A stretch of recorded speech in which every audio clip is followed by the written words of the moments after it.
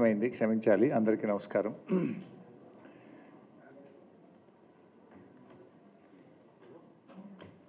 నిన్న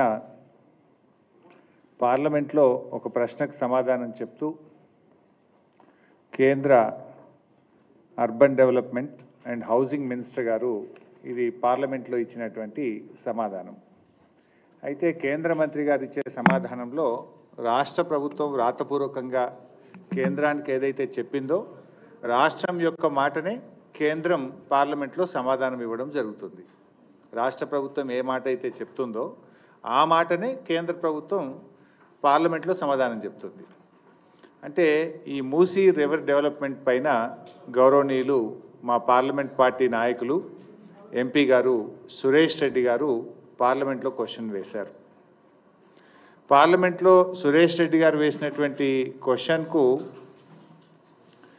పార్లమెంట్లో సమాధానం చెప్పారు. సమాధానం ఏంటంటే ఆ సమాధానం చదివితే మీరు కూడా చూస్తారు.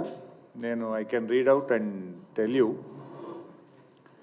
The state government has also informed that rules Telangana state right to fair compensation and transparency in land acquisition, Rehabilitation and Resettlement Rules 2014 and the Right to Fair Compensation and Transparency in Land Acquisition, Rehabilitation and Resettlement Act 2013 would be followed for resettlement of the affected households and land acquisition అని ఇందులో చెప్పారు. అంటే మేము 2013 భూసేకరణ చట్టాన్ని follow అవుతున్నాము, దాన్ని అమలు చేస్తున్నాము అని రాష్ట్ర ప్రభుత్వం చెప్పిందని ఇది పార్లమెంట్లో కేంద్ర ప్రభుత్వం చెప్పినటువంటి సమాధానం.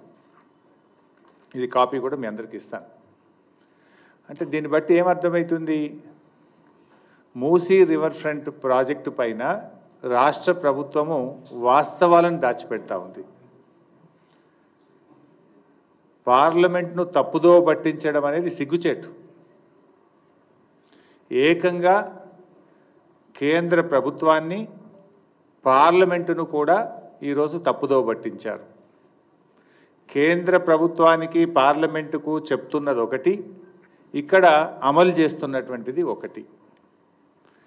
ఈ క్వశ్చన్ మీరు చూస్తే ఇది unstarred question, question number 69, date 25 November 2024.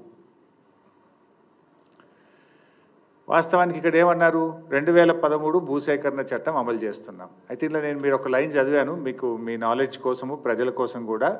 ఇందులో ఒకటి ఏముంది? First line, Telangana state right to fair compensation and transparency in land acquisition, rehabilitation and resettlement rules 2014. ఏంటిది? 2013 భూసేకరణ చట్టం ఉన్నప్పుడు ఇది రాష్ట్ర ప్రభుత్వం 2014లో మరొక చట్టం తెచ్చింది.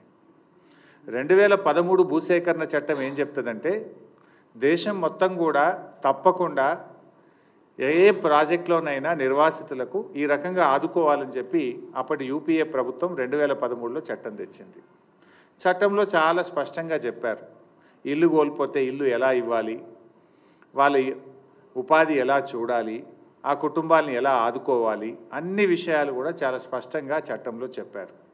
చెప్తూ ఇంకో మాట ఏమన్నదంటే ఏదైనా ఒక రాష్ట్రం ఇంతకంటే మెరుగైన చట్టాన్ని అమలు చేయాలనుకుంటే, ఇంతకంటే ఎక్కువ సహాయాన్ని అందించాలనుకుంటే ఆ రాష్ట్రాలు స్వంతగా చట్టాన్ని రూపొందించుకోవచ్చు అని చెప్పి అక్కడ రాష్ట్రాలకు వెసులుబాటు కల్పించారు. దాంట్లో భాగంగా మన గౌరవ తెలంగాణ తొలి ముఖ్యమంత్రి కేసీఆర్ గారు, ఆయన కూడా ఒక నిర్వాసిత కుటుంబం నుంచి వచ్చిన వాడు కనుక అంతకంటే బెటర్గా మనం 2014 భూసేకరణ చట్టాన్ని ఒకటి తయారు చేసి రాష్ట్ర శాసనసభలో ద్వారా దాన్ని ఆమోదించుకున్నాం. ఎలా బెటర్ అది?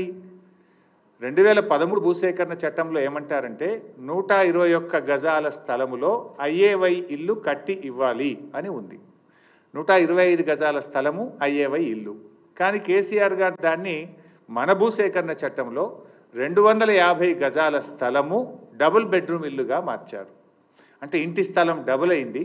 ఐఏవై ఇల్లు అంటే ఆ రోజు 1,20,000 రూపాయలు మాత్రమే. మన డబుల్ బెడ్రూమ్ ఇల్లు అంటే 5,04,000 రూపాయలు మినిమం, కొన్ని చోట్ల 5,76 లక్షలు కూడా అయింది. అంటే 1,30,000కు బదులు అయ్యేవే ఇల్లు 5,04,000 ఇచ్చాం. 125 గజాలకు బదులు 250 గజాల స్థలం ఇచ్చాం. అదేవిధంగా వేజ్ లాస్ కూడా దానికి కొన్ని స్టిపులేటెడ్ రూల్స్ ఉంటే దానికంటే మెరుగ్గా మనం తెలంగాణ భూసేకరణ చట్టాన్ని ఈ రాష్ట్రంలో తెచ్చాం. అందుకే పార్లమెంట్లో కూడా ఏం చెప్పారు, ఈవెన్ టుడే మన రాష్ట్రంలో మనము 2013 చట్టానికి లోబడుతూనే అంతకంటే మెరుగైన చట్టం 2014 భూసేకరణ చట్టం ఈరోజు కూడా ఈ రాష్ట్రంలో అమల్లో ఉంది.